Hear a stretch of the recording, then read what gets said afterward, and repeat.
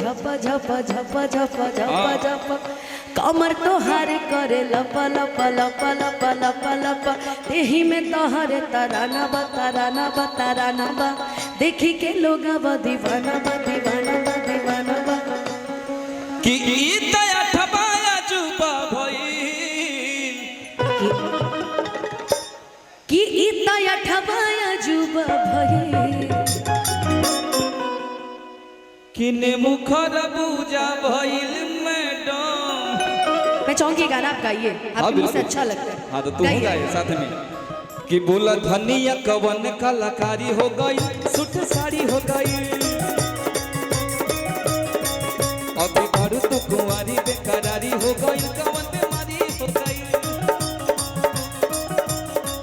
बोला धनिया कवन कलाकारी हो गई सूट साड़ी हो गई अभी बारू तो कुंवारी बेकरारी हो गई कवन बीमारी हो गई।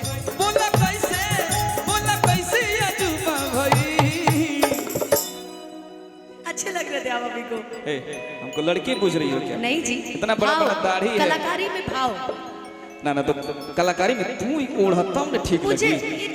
उनको उड़ाओ ना इस पे ना मैं तो हुई मैं हमेशा हूँ उनको उड़ाओ ना इस पे। देखो वो अच्छी लग रही है, सुंदर लग रही है, सुशील संस्कारी लग रही है। लोग हमको गलत समझेगा जी। नहीं पागल, बोलेगा कि एक ही मंच पे कितनी लड़कियां अरे यार लोगों का क्या है, लोग तो समझते ही रहेंगे, जिनको जो समझना वो समझता ही रहेगा। हाँ, हम भी यही समझेंगे तो लोग क्या समझेंगे। चलो चलो तो परफॉर्मेंस करो चलो।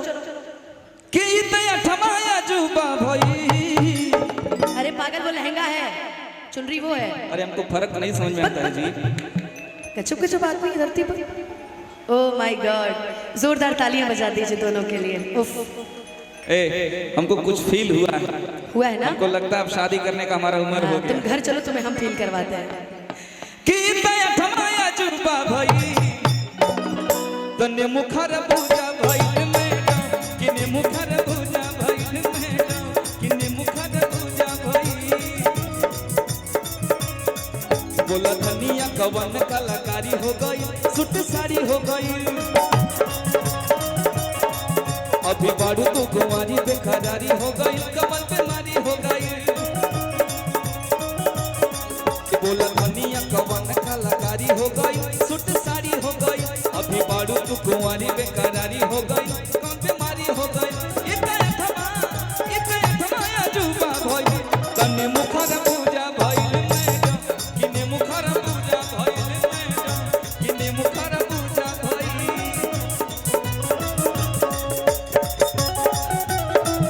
छोड़ दी कोयल पढ़ाई होला ई सकुलिया में बहुत लड़ाई मान करे छोड़ दी कोयल पढ़ाई। भैया याद बाटे तू हमरा के पेपर दिया ले जात रहला गंगी बाजार में।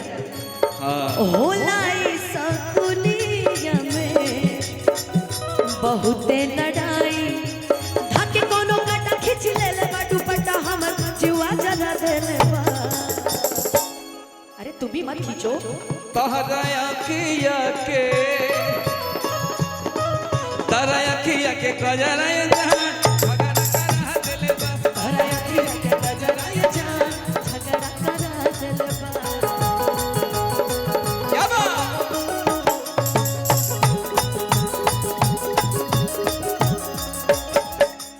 आओ बाल तोहार करे झप झप झप झप झप झप कमर तोहार करे लप लप लप लप लप लप दहिया में तोहार तराना बा तराना बा तराना बा देखी के लोग बा दीवाना बा दीवाना बा दीवाना बा। इता अठवाया जुबा भई कि हौसी वानी अठवाया जुबा भई तने मुखर पूजा भइल मैडम किने मुखर पूजा भइल किने मुखर पूजा भइल।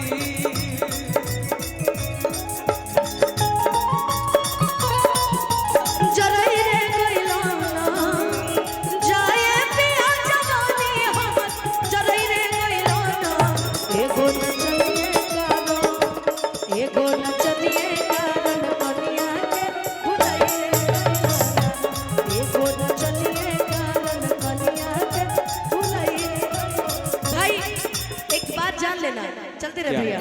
इंडस्ट्री में 90% लड़ाई इसीलिए होती है हाँ कि जाए पिया जवानी हमर जरई रे गइलाना, जाए पिया जवानी हमर जरई रे गइलाना। एगो नचनिए कारण, एगो नचनिए कारण कनिया के भुलई रे गइलाना, एगो नचनिए कारण कनिया के भुलई रे। लेकिन जब हमार बियाह हो जाई तो हमार जौन मेहरारू रही उ का कही का कही एही अनुपमा खातिर, एही अनुपमा करन हमरा के भुलाई रे गइला, एही अनुपमा करन हमरा के भुलाई रे गइला। इहे बतिया कही बदनामी तू करइए गइलाना, इहे बतिया कही बदनामी तू कराई गइलाना।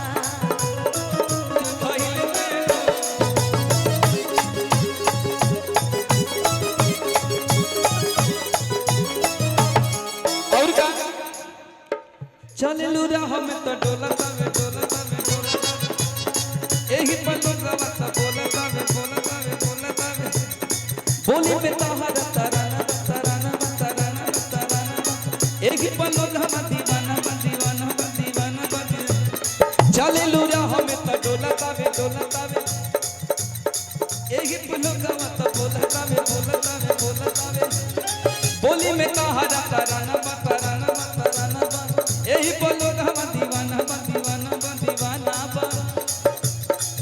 कि दोनों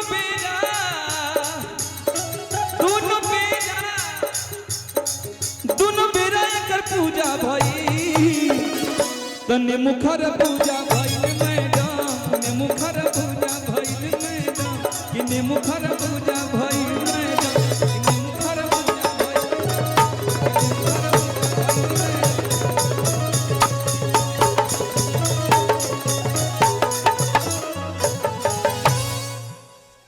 भाई बड़े देर से पवन